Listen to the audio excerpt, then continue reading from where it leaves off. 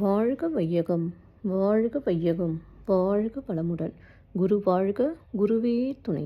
அருட்பெரும் ஜோதி, அருட்பெரும் ஜோதி, தனிப்பெருங் கருணை, அருட்பெரும் ஜோதி. எல்லா உயிர்களும் இன்புற்று வாழ்க, வள்ளல் மலரடி வாழ்க வாழ்க. வாழ்க வளமுடன். ஆன்மநேய அன்பர்கள் அனைவருக்கும் என் அன்பான வணக்கத்தை தெரிவித்துக் கொள்கிறேன்.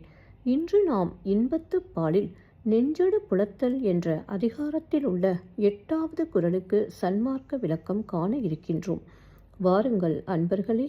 அதிகாரம் நெஞ்சொடு புலத்தல். குறள் 1298. எல்லின் இழிவாம் என்று எண்ணி அவர்திறம் உள்ளும் உயிர்காதல் நெஞ்சு. எல்லின் இழிவாம் என்று எண்ணி அவர்திறம் உள்ளும் உயிர்காதல் நெஞ்சு. முதலில் உலகியல் விளக்கம் காண்போம். உயிரின் மேல் காதல் கொண்ட என் நெஞ்சம் பிரிந்த காதலரை இகழ்ந்தால் இழிவாகும் என்று எண்ணி அவருடைய உயர்ந்த பண்புகளையே நினைக்கிறது. இப்பொழுது சன்மார்க்க விளக்கத்தை காண்போம்.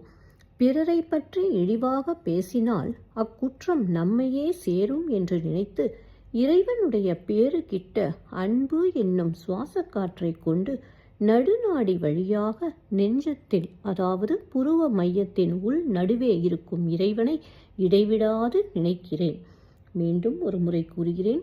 பிறரை பற்றி இழிவாக பேசினால் அக்குற்றம் நம்மையே சேரும் என்று நினைத்து இறைவனுடைய பேறு கிட்ட அன்பு என்னும் சுவாச காற்றை கொண்டு நடுநாடி வழியாக நெஞ்சத்தில் இருக்கும் இறைவனை இடைவிடாது நினைக்கிறேன். நன்றி அன்பர்களே.